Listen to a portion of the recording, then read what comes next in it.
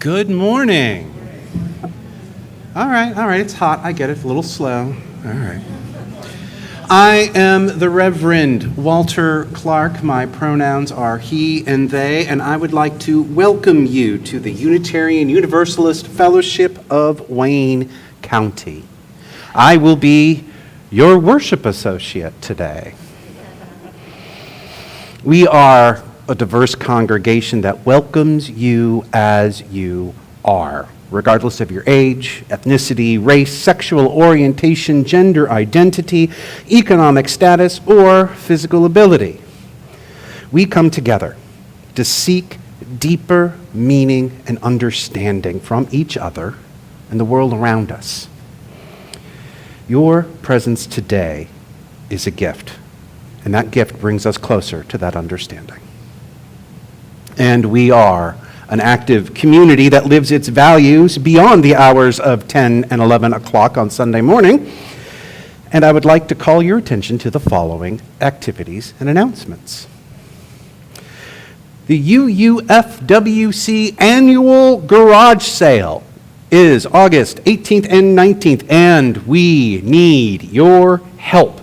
There are many volunteering opportunities to help throughout the week of August 14th through the 19th. And volunteering for just 2 hours earns you admission to the exclusive pre-volunteer sale on Thursday, the 17th. Sign up today in the lobby, or you can use the web link in the weekly newsletter. Donors who want to price stuff will find price stickers and pricing guides out in the lobby so you can price your own goods, and there is drop-off information in the lobby as well.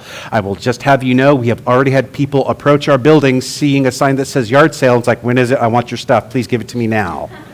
So this will be big. Also, coming up a week before our garage sale on August 13th, starting at 11 a.m. is our annual Lake Day Splash Day. Yes, we will actually be doing worship at the lake that day at 11 a.m. We will have a truncated worship service, which I will probably be wearing swimming trunks. And we encourage all of you to attend, and there are postcards for the families to save the date and reminders. If you haven't gotten your postcard from Bonnie, she probably has it. We're also looking for volunteers to help with sign up, to help with grilling and such. And again, there is a sign-up sheet out in the lobby. If you have any questions, please contact Karen Skubik, our membership coordinator, or Joanna Schwartzentruber, our administrator, who is not here today. But if you know her, you know her. And I'm really looking forward to seeing all of you there. If you have any questions, if you're a newcomer, about any of our other activities, feel free to ask our more than capable membership coordinator, Karen Skubik. Karen?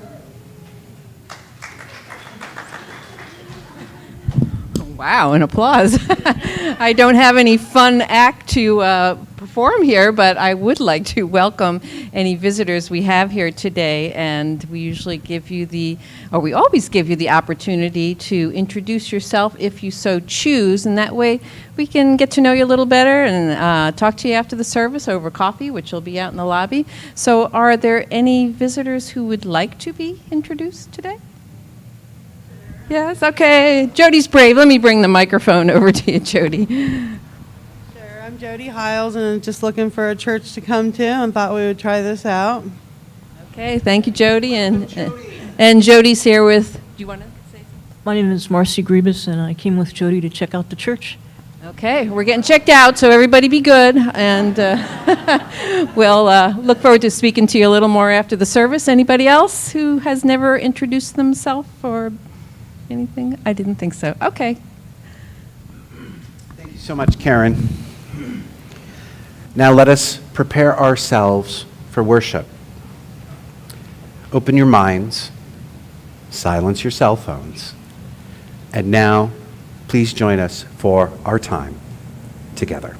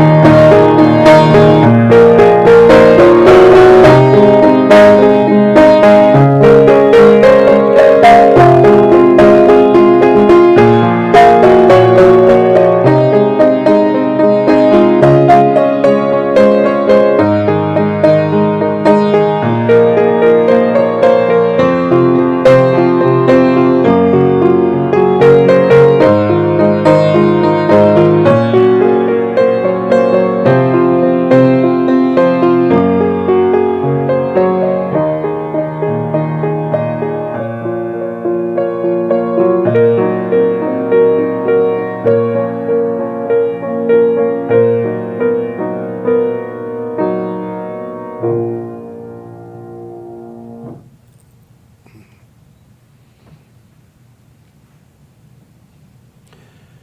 chalice lighting this morning comes from the Reverend Jim McGaw, who is the minister at the UU Church at South Hills in Pittsburgh, Pennsylvania.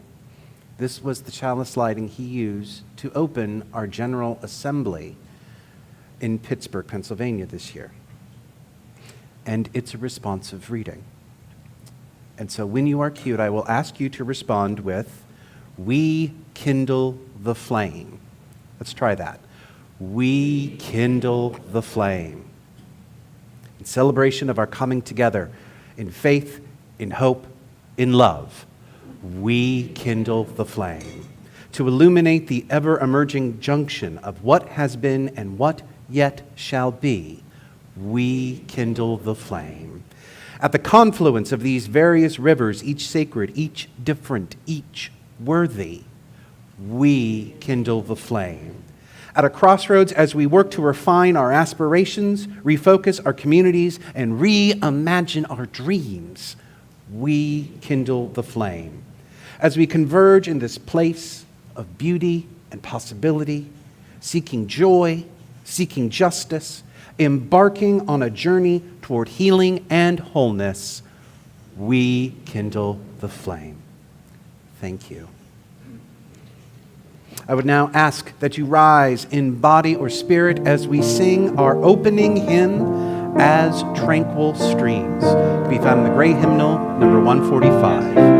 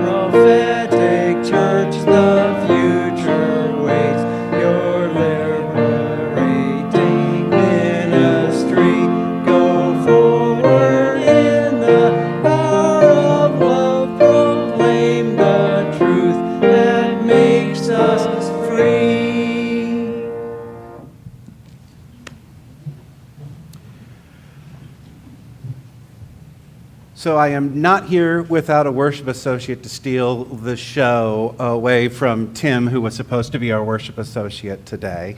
I know, Tim. The reason is I'm going to have a lot of other people up here speaking today because today is General Assembly Sunday. General Assembly, for those of you who do not know, is our annual national meeting of Unitarian Universalists, where about 3,000 of your best friends all come together to be UUs. Which means there's a lot of talk, there's a lot of debate, there's a lot of classes, and we do the work of governance. Doesn't that sound exciting? It was this year. It really was. Part of it is, one, it was in the city of Pittsburgh, and I freaking love Pittsburgh, right? I know, we got Cleveland folks here, so I'll try to be nice. I love the city. I love the rivers. I love the water. And it spoke to me. So that was a great big part of it for me. But one of the things I love about General Assembly is people who go change just a little bit. They learn a little something. And so if we're going to have congregants go to GA and they're going to learn something, I have to have them share it. So I have 1, 2, 3, 4 congregants who were too shy to sit on the chancel, who are going to come up and talk about what was so important to them at General Assembly. And for those of you who've been paying attention over the last year or so, one of the big things I've been talking about at this year's General Assembly is how we're making changes to Article 2 of our national bylaws. Exciting stuff, till you realize that Article 2 of our national bylaws includes our 7 principles. This is insider baseball. We'll break some of this down for you later. But for a lot of people, it felt like our denomination is radically changing. And what gave me hope at this year's GA is that the core of our faith is still very, very strong.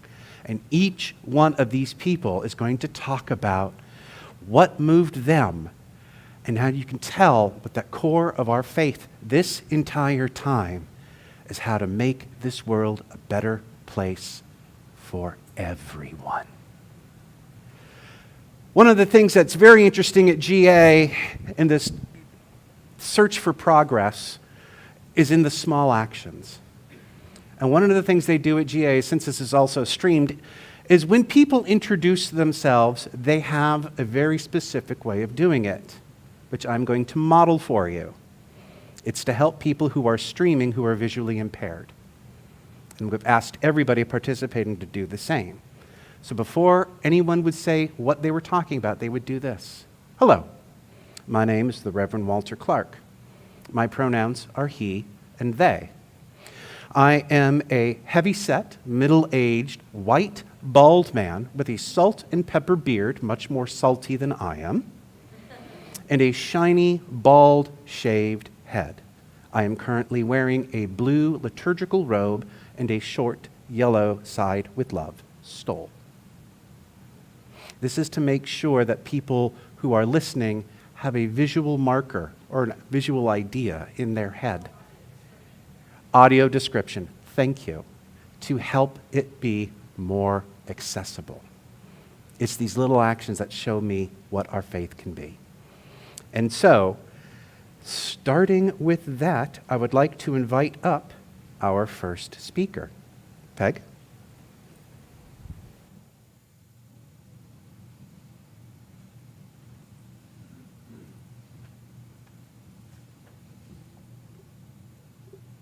Oh, come on. I love this, at a desk like this at work. Hi, I'm Peg Redinbaugh. My pronouns are she and her. I'm a short, fairly round white woman with strawberry blonde hair who's on the long side of middle age. I'm wearing a blue linen shirt and gray capris. This was my first General Assembly since 2008. Then I really loved singing hymns in worship services with a couple thousand other folks at GA. It was the same this time, but a lot of the hymns were new to me. We did sing, I'm going to sing when the Spirit says sing, and I will say that y'all got into that hymn at least as well as the people at GA when we sang it last spring. During the general sessions, one of the things I noticed was that old Unitarians struggle with getting their heads around new ideas, particularly when we were talking about Article 2. When we were amending our bylaws, this is pretty much the same as it is for all of us old folks everywhere, I think. I want to tell you about a couple of workshops I attended and the inspiration those gave me about things we might want to try here at the UUFWC. The first workshop I'm going to talk about was empowering young leaders and building multi-generational community. This workshop was about building dynamic social change efforts across generations. It was led by 4 young leaders who told us their stories and then worked with us as in groups to identify opportunities for multi-generational partnerships in our own fellowships and communities. We brainstormed about ways to bring generations together. I learned about some cool games, some in-church projects, and things like that. at the workshop, I was inspired by the action projects that they talked about with the notion then of working with the youth in our fellowship to identify potential multi-generational community action projects that they were interested in. The notion is that they would identify a few possibilities for such a project, while the Social Action Committee maybe did the same thing. And then we would get together and the two groups could work together to design the project and implement it. The other thing that I was motivated by was UU the Vote. And this workshop was about talking about the UU the Vote that was in 2020 and then mapping out what might happen for 2024. I, on the other hand, am from Ohio, and I'm aware we're having two elections, one in August and one in November. Okay. And so I was like, we need to do UU the Vote for that. Well, after trying to find something that was already going on in UUs in Ohio for the August election, and I couldn't, I was just drawn over to the League of Women Voters, which I'm also a member of, and I've been working with them on several things about the August 8 election, like we marched in the July 4th parade in Orville. We had a talk by the director of the league, and the head of ASME and some other things as well. I've got some handouts with me if you want one and want to share it with people. Because I'm asking you to both vote on August 8th. I'm not going to talk about what for. Please vote on August 8th and then get 10 people who are not here today, all right, to vote about voting in this election, this upcoming election.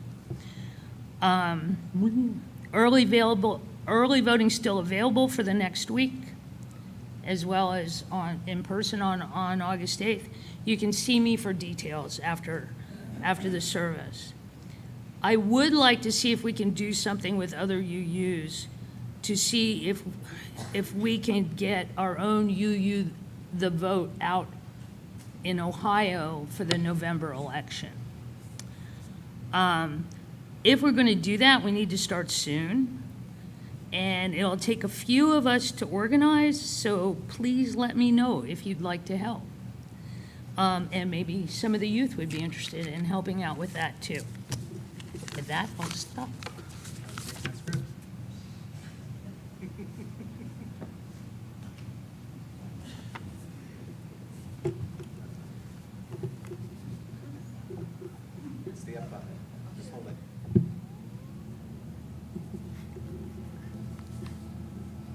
So I'm the old guy in this group and probably also the tall guy. So the introduction is also at GA and other settings, the acknowledgement of whose land we are on is commonly done. I just verified with Kevin that this particular area of Ohio really is not designated as any particular group of native peoples before the Europeans came and pushed them out. Oh, who am I? I'm Jay Klemme. Thank you. Sorry about that. I'm a he, him, and I have diminishing hair that no longer is coppery, and a yellow shirt that is from GA in 2001 in Cleveland. And I may have forgotten part of what I'm supposed to say there. But anyways, so as part of our UUFWC congregation, it's, I can see that we can go week to week or year to year without really need to know of or really care about Unitarian Universalism as a national entity. However, for myself, being a General Assembly delegate and youth program volunteer a couple times over 20 years ago, in our first years at fellowship here in Worcester, did a lot to forge my bond with UU and the identity part of being a Unitarian Universalist. So I'm up here in part to encourage each of you to become a bit more aware, and with the notion that some of you might actually delve into this more deeply, and I've been happy to do that over my years here. So General Assembly in Pittsburgh, as Peg was describing, was educational, challenging, fun.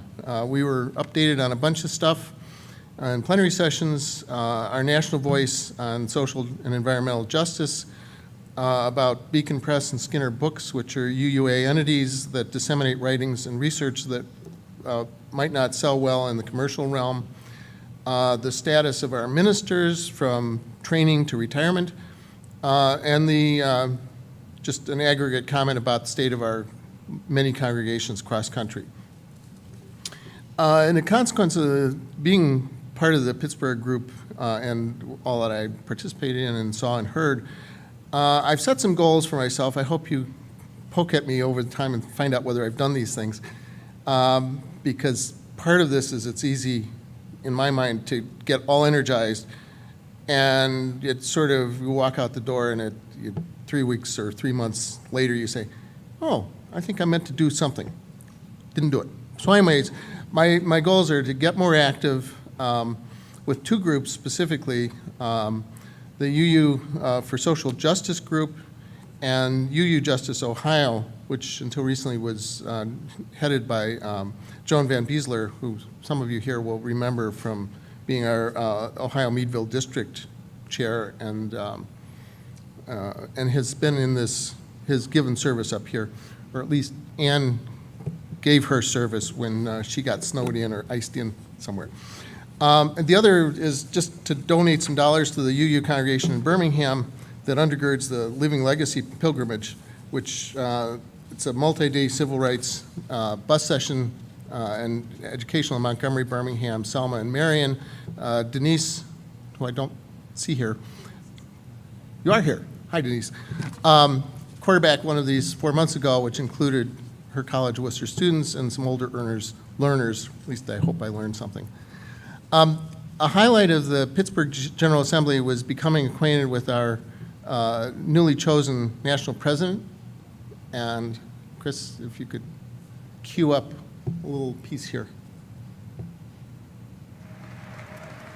Beloveds, I am the Reverend Dr. Sofia Betancourt. I am a fat Afro-Latinx, goodness, cis woman with shoulder-length locks. Thank you for that. I use she, her pronouns. I am a proud member of the Church of the Larger Fellowship and Black Lives of Unitarian Universalism. I am your president-elect. And I really want to thank all of you who held in, right, for a complex democratic process, for deep conversation, for your support, your conversations, your hard questions. Bless my campaign team. Bless my family. I saw more of my family running around. Bless my family. Yes. And really, I promise to love you for 6 years. I hope you will stay in the messiness of what it means to be in that kind of relationship with me for 6 years so that we can do the work of this faith together. Thank you.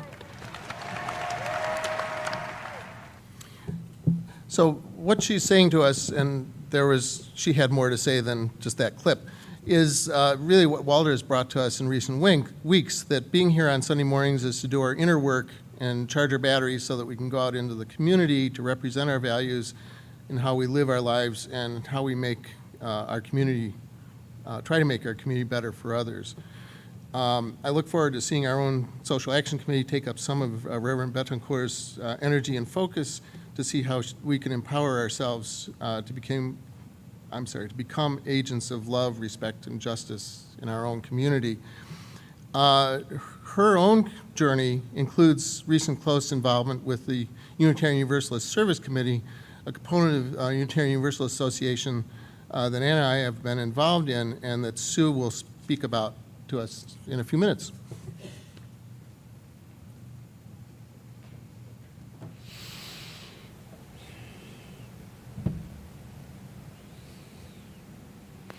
Did not realize how short I was.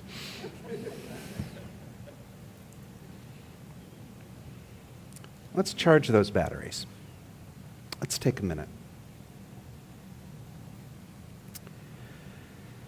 Take a deep breath. If it's comfortable for you to put your feet solidly on the floor, I encourage you to do so. If not, just be comfortable. Take a moment to breathe.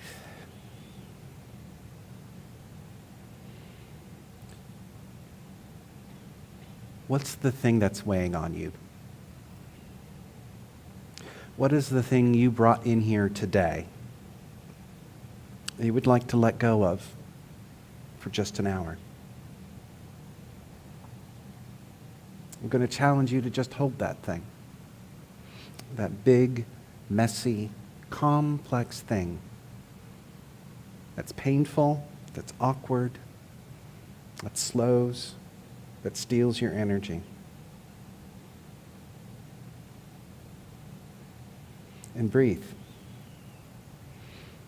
As you imagine what that thing is, and you breathe out, have it start to fade. Maybe it becomes blurry, translucent. Breathe in, and when you breathe out, let it fade some more. I challenge you now to think of hope. What is the thing that brings brightness into your life? Where do you find color? Where do you find joy? Where do you find hope? Picture it. What brings a smile? What feels good? Breathe in and focus on that object. Notice how your body feels when you imagine it.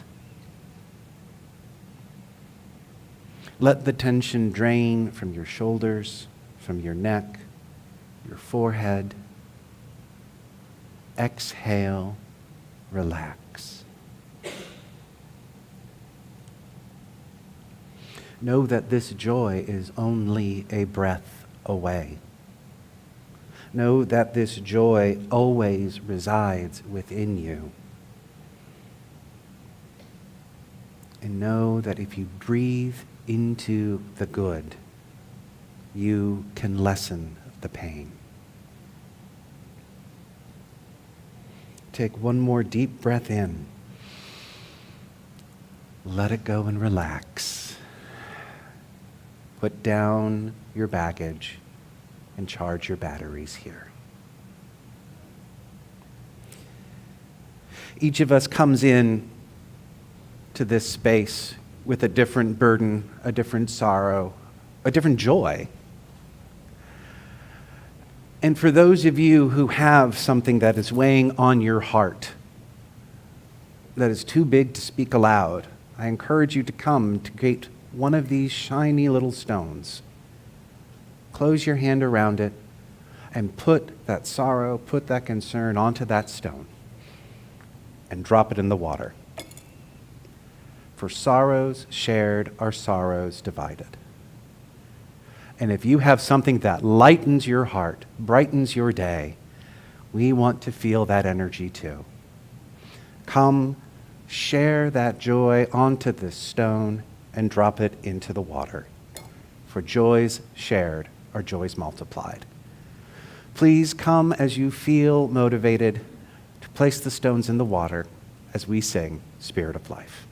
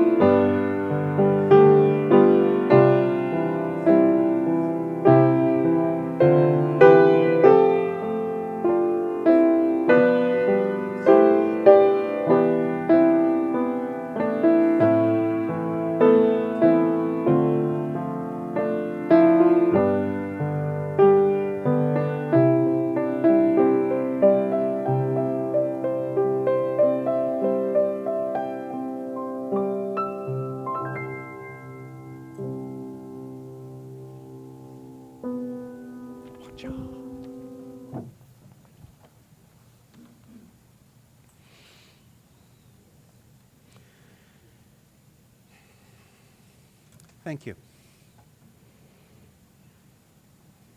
Our faith is centered on the belief that we can make this world a better place for all. I forgot Sue? I did forget Sue. That's really small writing. Sue, please come up here. Come on, Sue, let us not forget you.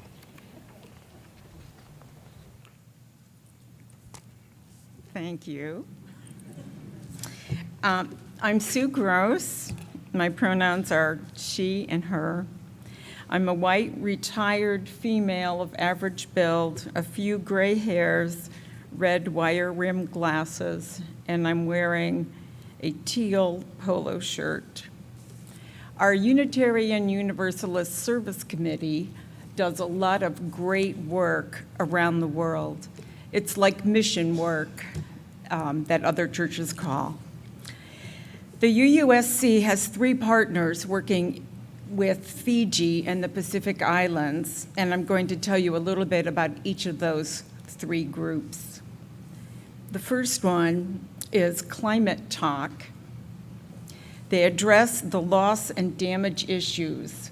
Since 2019, it has done climate crisis work with rural communities and is the only non-government organization doing so. They work on projects such as repairing seawalls and footpaths in several villages, installing solar lights in 3 villages, relocating villages when needed, and repairing homes and infrastructure damage done by climate change. Another group is the Kiowa Island community. This is an island that is steeply wooded with volcanic slopes and fertile soils. Kiowa Island was purchased in 1946 by the local people and has about 400 residents right now. Even though it's part of Fiji, it's isolated by the Fiji government and is often overlooked in climate governing issues. UUSC is the first and only funder in the Kiowa Island. Their goals include agroforestry training, community farming, and replanting coconut, sandalwood, and cassava plants. The third group is the Pacific Island Students Fighting Climate Change. UUSC helps these young people assert their voices and express injustices that they are inheriting in future leaders. In March of this year, the United Nations General Assembly voted yes to a resolution to the International Court of Justice to give an official opinion on the state of climate change in their area. The UUSC also helps all of these groups plant mangroves on their islands. The mangroves are a saltwater plant that have significant benefits for the ecosystem. The roots stick out of the mud that they grow in, allowing plants to become home for fish, birds, and other animals. And they absorb a tremendous amount of carbon dioxide. Okay, next we're going to move on to Ukraine. And our service committee works with 9 partners in Ukraine, but I'll tell you a little about 3 of them. Queer Civet is a group of volunteers of LBGT plus people impacted by Russia's full-scale invasion of Ukraine, as well as those who are threatened in Russia and Belarus. Queer Civet provides financial assistance, housing, transportation to these people in need, along with guidance and connections to further resources. Currently, it's helping LGBTQI plus Ukrainians, Belarusians, and Russians affected by this war going on in Ukraine. Our service committee also helps this group with supplementing full-time salaries of staff and holding team-building events. Another one working in Ukraine is Chirikli, is a Roma Women's Fund and the first organization in Ukraine to focus on Roma women. Since 2004, their work has included training Roma leaders and helping society organizations dedicated to develop programs on health, preschool education, and human rights. For example, Chirikli prepared a guide in 5 languages to help social workers in Europe understand the culture, customs, and values of Roma communities in Ukraine in order to better support and communicate with the Roma refugees fleeing this war. The third organization is Mutida. They work with people with disabilities, the chronically ill, and their families or caregivers in Poland to provide administrative, logistical, livelihood, and legal challenges. People with disabilities in Poland lack sufficient financial benefits and social services. After Russia's invasion of Ukraine, Mutida expanded its scope of work to support the people with disabilities and their families fleeing the war in Ukraine, including a bilingual helpline, assistance in securing wheelchair-accessible housing, and help in finding therapeutic centers, medical specialists, rehabilitation, and psychological care. So our service committee is very, very busy.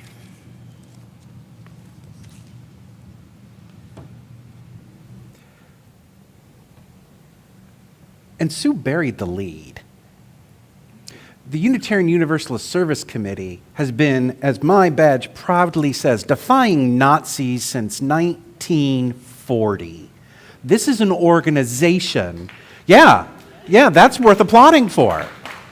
This is an organization that does work on a global scale to help promote our values of justice and equity and compassion.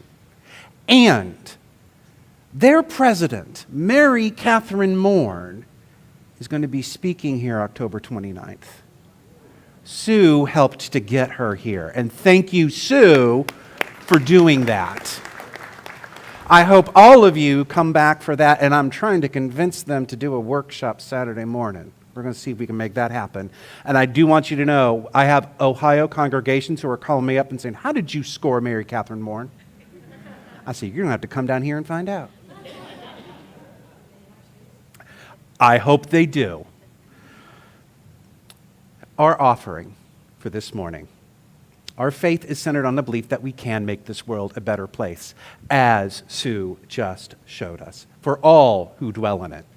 And in order to realize that vision, friends, we need both the motivation and the means. Your donation helps communities put its faith into action by supporting local area programs and facilities. And this morning, and throughout the previous month of July, this is the last Sunday that donations that are not designated for other purposes will be split with the Worcester Hope Center, which provides food, clothing, haircuts, hygiene supplies for over 3,500 families in the Wayne County area. We know we struggle with the unhoused in this county.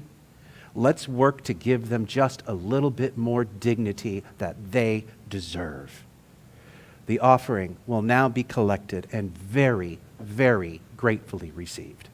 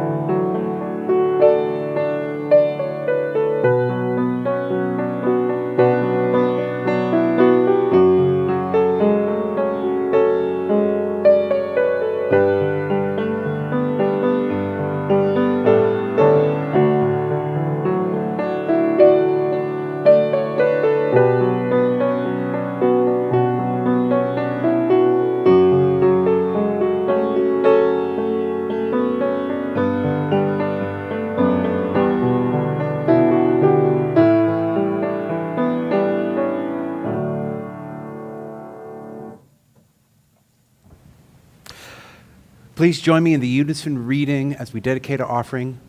The words are on the screen. Let us be grateful when we are able to give, for many do not have that privilege. Let us be grateful for those who share their gifts with us, for we are enriched by their giving. Let us be grateful even for our needs, so that we may learn from the generosity of others.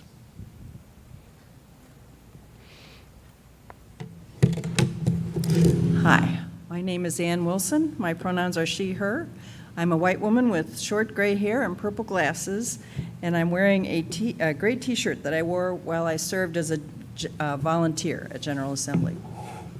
I attended a workshop called Disrupt Church. There we go, which I thought was an intriguing title. The minister, Reverend Peggy Clark, and the DRE, Jill Novensky, from the Community Church of New York, spoke for an hour and a half about the need to shift our paradigm in how we do church. I have 5 minutes to summarize. So I want to acknowledge that I rewatched the video, and for the most part, I'm using their words, and the slides are screenshots I took from their videos. So, they shared data that showed that churches are aging, shrinking, and increasingly irrelevant. Many churches are not meeting the needs of their congregations. Over half of their attendees are over 65 years old. Change is needed. But when we're in crisis, we are often resistant. Reframing how we are in community together can help us change. We need to think outside the boxes we've been living in, outside our model of how the world works. They shared 3 models for how society works. First is the subject story. Subjects tend to expect to be cared for. There is someone out there whose job it is to keep us safe. People are dependent. If there's an attack, you can take comfort in knowing someone will tell you what to do. When the story shifts from thinking of ourselves as dependent to independent, it's called the consumer model. It is liberating and exciting to have choices. I deserve to be given what I want. We are intoxicated with the power to choose and don't realize that the real power is with the person that made the menu. If we're going to survive as a country and as a denomination, we need to move into the citizen story, where relationships are interdependent.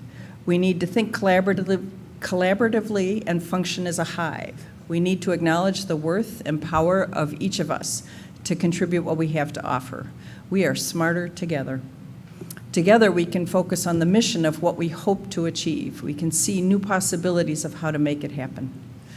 The community church came to this work due to financial reasons. They are in Midtown Manhattan. They owned 6 buildings on 35th Street and decided to sell 5 of them. They retained 1 building for office space. Between the pandemic and not having a sanctuary, they had to completely rethink how they did church. When they went back to being in person, they rented space from a nearby Episcopal church to hold their services on Sunday afternoons. But the Episcopals did not want to share their space on Christmas Eve. It would have disappointed their congregation to break the tradition of singing the Messiah on Christmas Eve. They realized the only thing they had available were the steps of the brownstone. So they planned to sing outside. Of course, it was the coldest day of the year, but they went ahead anyway. And what they found was that people in the apartments on the street opened their windows to listen. People stopped rushing past them. They provided hand warmers and hot chocolate to everyone gathered. The minister's comment was, "This is church. Song, stories, care. We don't need the sanctuary. We need each other. We need to show up for each other." Another example of how focusing on the mission worked at community. The DRE shared this story. They found, and we all find, that teens often drift away from the faith and may not come back. They made it their mission to find a way to keep the teens engaged, to keep the flame alive. So the DRE developed a program called All 8, named for the eight principles. We have not adopted the 8th principle, but many congregations have. It's about journeying towards spiritual wholeness by working to build a diverse, multicultural, beloved community. Each week, they would assign a principle, and the teens spent the week taking photographs to illustrate that principle. When they met, they'd share why they thought their photo represented the principle. Go ahead, Chris. Thank you. So this intentionally grainy photo was taken by one of the teens who described this as an example of beloved community. Everyone is caring for each other by being masked. And it's hard to see, but so think about that. A teenager is riding the subway in New York and was thinking about beloved community. That's keeping the flame alive.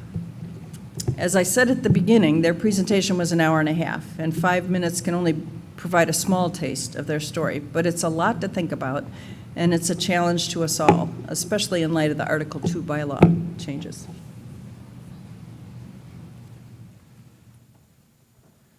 So I attended that workshop with Ann, and I managed to get a copy of that video that we don't have to worry about going away. Any of you interested in diving deeper into the Disrupt Church model? All right, maybe we'll see about doing a Thursday class or something on that. Maybe I can get some help from someone.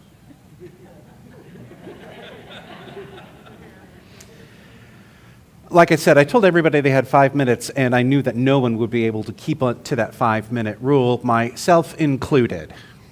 And I'm going to talk about perhaps what is the biggest open secret at General Assembly, the Berry Street Essay. It is one of the longest-standing traditions of our Unitarian faith, going back to 1820, and the original Unitarian homeboy himself, William Ellery Channing. He proposed an annual bond of union amongst liberal Christian ministers where they would choose a speaker each year who would address concerns relevant to their ministries of the day. They initially met at his Berry Street Church, and while the location has changed, the name obviously has stuck. Past speakers of the Berry Street Essay include, of course, William Ellery Channing, Henry Ware, Jr., who many of you may not know, but some of you may realize as the Ware Lecturer at GA. Maybe some of you know James Luther Adams, who a famous Unitarian. Eugene Pickett, Gordon McKeeman, anyone familiar with him? Mark Morrison Reed, Bill Schultz. These are all famous Unitarians or Unitarian Universalists through history who have done different things for our movement, and they have addressed such issues as how far is reason to be used in explaining Revelation? That was in 1820, Channing's. Religion and evolution, 1873. Are we outgrowing the need for a church? 1929. Almost 100 years ago, folks. The challenge of disability in 91. And in 2016, the most infamous of the Berry Street lectures, If Our Secrets Define Us. My first Berry Street that I attended, and it was about clergy misconduct in our denomination. And the speaker named names. It is the only Berry Street essay not found on the website. It has become the minister's equivalent to the Ware Lecture at General Assembly, as again, the Ware Lecture is the big lecture at General Assembly everyone wants to attend. And I say it's an open secret because it usually takes place literally just before GA starts. Like GA will start on like Wednesday at 3 and the Berry Street essay as Wednesday at 1:30. So if you get there early, they don't check name badges. They will let you in. It is open to anyone. And this year's Berry Street essay was big. It was by the Reverend Dr. Cecilia Kingman, and it was particularly powerful because it talks about the rise of fascism, not just in our national culture, but in Unitarian Universalism. Yeah, you heard that right. Fascism within Unitarian Universalism. You can understand why I wanted to hear this essay, because if fascism has an opposite, in my opinion, it is Unitarian Universalism. And she brought up some really good points. I'm going to go over the 10 tactics of fascism. Chris?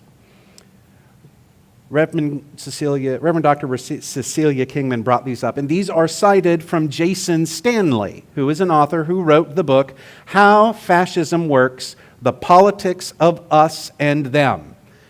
But this is what she's talking about with the 10 tactics of fascism. And I'm going to try to go over these real quick. She had an hour and a half. I've got 5 minutes. A mythic past is one of the tactics of fascism. The idea that things used to be better way back when. And I'm sure all of us can think of a certain four-word phrase that maybe talks about that mythic past. And this has been going on for at least 40 years in this country. And the problem with this narrative is it's an emotional appeal that is hard to fight with facts, because facts cannot compete with nostalgia, memory for a day that never was. 2, propaganda. Now, when we say propaganda in this term, we're talking about propaganda that has a propensity to marginalize another. If you think about World War II and some of the horrible caricatures that were made for people who were Jewish, that's propaganda, because it diminishes and lowers an other and makes an enemy.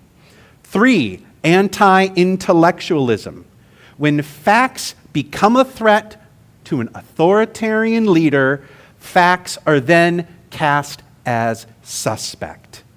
And we see this with the backlash to things like critical race theory, or just basic DEI, diversity, equity, inclusion training.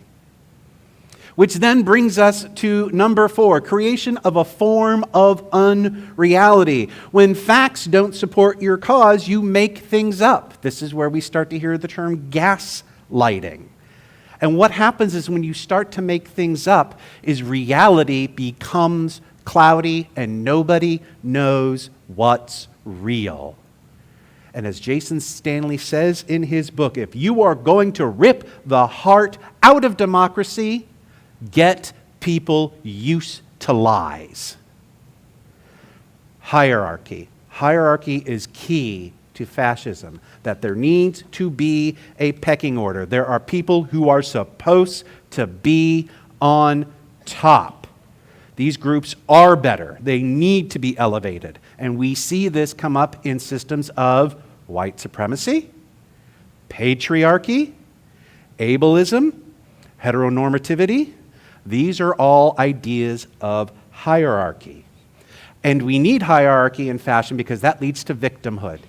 Because when you're on top, and all of a sudden people want equality, when you're on top, equality feels like oppression. And so what happens is then people who are on top start to claim that they're a victim. I see this every year in December when people start to say, I can't say Merry Christmas anymore. Really? I'm not stopping you. Number 7, law and order. This is not about policing. This is not about justice. Law and order is about fealty to a dominant group. And if you are against the dominant group, you are a criminal. You are a thug. Where do we have heard that term used as a dog whistle? How about you're a deviant? Where have we heard that term used as a dog whistle? This is what law and order is. It's criminalizing an other. Sexual anxiety. This sounds a little weird, but this is very much tied into patriarchy. Protect the women and children. This is a threat to masculinity and a way of being that we need to make sure stays around. It calls into question a patriarchal, sexual, male, toxic, masculine identity and ties that into dominance. How many times have we heard fascism in the terms of protect the children? How many times have we heard that in regards to the libraries of late? Number 9, Sodom and Gomorrah. People will start, as a fascist tactic, to start painting the idea that certain places are just irredeemable and beyond hope. How many times have you heard that dog whistle about the inner cities and how they're horrible places? right? Or maybe different types of nightclubs, right? Fascists paint this as something that is so bad it needs to be destroyed. Where are my German speakers? What's the last one say? Freedom. What? Work makes freedom. Where has this been seen before? Anyone? Auschwitz, Dachau. The author has Jewish roots, and he brings this up because one of the keys of fascism is that there are certain groups whose only have one purpose, because they have no redeeming value inherent to themselves. They are so low on the hierarchy that in order to be redeemed, they must be put to work. Work will make you free. We saw this with slavery. We see this with our prison system. I would even say we see this with the minimum wage system. This is to the point in fascism where your only redemption, your only value is what you can earn, what labor we can squeeze from you. It's not a stretch to find these in our current political climate. It really isn't. And they're all things that we should be very, very mindful of, and things that we should work very much against. And I'm so glad that we have the UUFWC to help out with that. I'm so glad that we have UU the Vote, and I'm so glad we have all of you here who I know in your hearts believe to fight against this. But is this in Unitarian Universalism? One of the things that Reverend Dr. Cecilia Kingman brings up is that much of fascism comes from dominant culture thinking. White supremacy, patriarchy, ableism, heteronormativity. These elements are in our faith. It's in our history. While we champion ourselves as a faith that works towards justice and equality, our history is checkered. Not every Unitarian and Universalist minister was an abolitionist. Not every Unitarian and Universalist minister throughout history wanted women to be ordained. We have a long history, and it's not always beautiful. But do we see this still? Yeah, there are folks in our denomination who resist change, who resist working for justice and equality. To quote Reverend Dr. Kingman in her Berry Street essay, where in our movement have we seen people do the following? Describing a glorious past in which our so-called Enlightenment values were the basis of our thinking. A simple narrative of new victimization by those who have historically held power and privilege. Those of you who weren't keeping track of the 2017 debacle with Reverend Dan Morales may not have seen this, but some of us have. Attacks on trans folks and people of color, either by undermining their ministries and leadership or by repeating harmful statements in online spaces where there are fewer consequences. I will tell you this, as someone who was in seminary and knew a lot of black colleagues, almost all of them had 3-year ministries where then they were asked to leave. Yeah, because they wanted to bring in somebody who was black, but when they did things that were culturally correct for them, they were pushed out. Happens all the time. Lastly, telling and repeating lies until they seem like reality, particularly lies about this narrative victimization. We do hear this sometimes. Y'all have been pretty good, but sometimes on our national circuit, we have some people who are mournful about things changing and maybe acting in bad ways. Continuing her quote, we have theological shifts rising up, shifts towards justice and shared power. Those who have been historically excluded are rightly insisting on liberation. This threatens the old order, which is determined to retain its power. And there are some among us who are using the language of Unitarianism and liberalism to attempt to suppress theological shifts that are welling up, end quote. It is never fun to hear about the problems that we have and are parts of ourselves that are not what we want them to be. And there is hope. There is hope. Chris, the next slide, please. Reverend Kingman brings us these 4 points about how we can fight fascism. Number 1, truth, truth, truth, truth. There is facts. There is reality. There is objective truth. Fascism hates truth. Not truthiness, truth. Always keep that in mind. Theologies and practices of liberation. The idea that our thoughts and our actions stem from the idea that until all of us are free, none of us are free.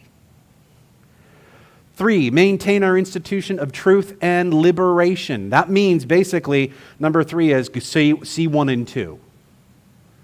Always understand that our Unitarian Universalist identity comes from the idea that we are a faith and a people that honors the truth, and we are a faith and a people who idealizes liberation for everyone, and that we need to hold that tantamount. Number 4, let those in the margins lead. If you want to fight oppression, ask the oppressed what they need.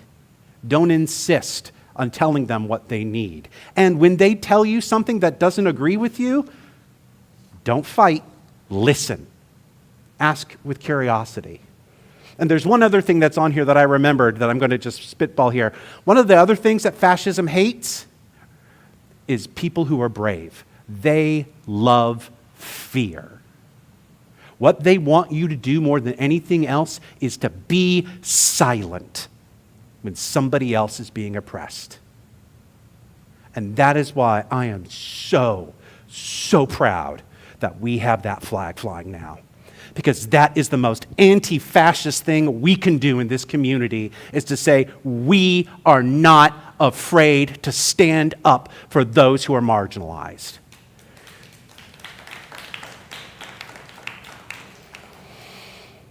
I am over time. Surprise. The Berry Street essay is available online. I encourage you all to find it, to either watch it or you can read it. I have a funny feeling I'm going to have a lot of people after service asking me for a link or to email them. I will do my best to get that information to you. It is very much worth watching. And remember what it tells us. The reason I loved it so much is that end. Folks, we have the power. We can make this world a better place. May it be so. Let us sing our closing hymn in the teal hymnal, for those of you unfamiliar, Woe Ya Ya. This is a fun song, folks. They did this a lot at GA, and I am really hoping we can get into it.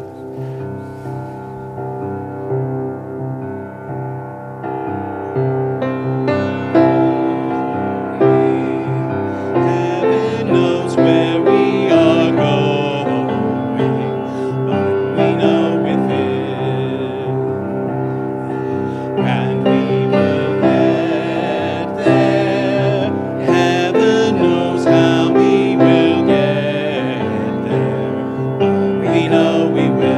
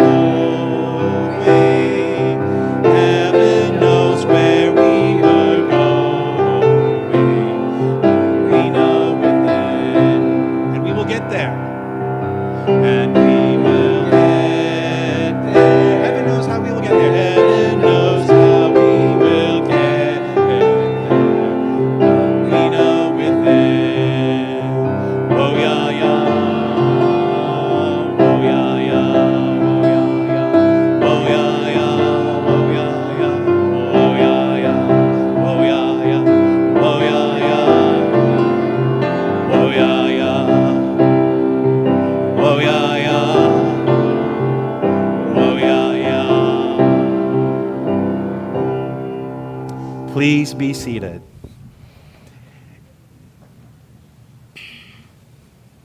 For our benediction. There's a lot going on in our faith. And there's a lot of scary stuff going on in the world right now. The great thing about GA, about wearing these badges, is you get to hang out with 3,000 plus people who want to make this world a better place and are willing to invest. And the great thing about being here on Sunday morning is I get to see 85 to 100 people who want to do the same. There is beauty within each of one of you and a bright spark that wants to liberate the world. And so while we extinguish our flame, I hope that that spark burns bright within you. Go, my friends, take your beauty and make this world a better place. May it be so.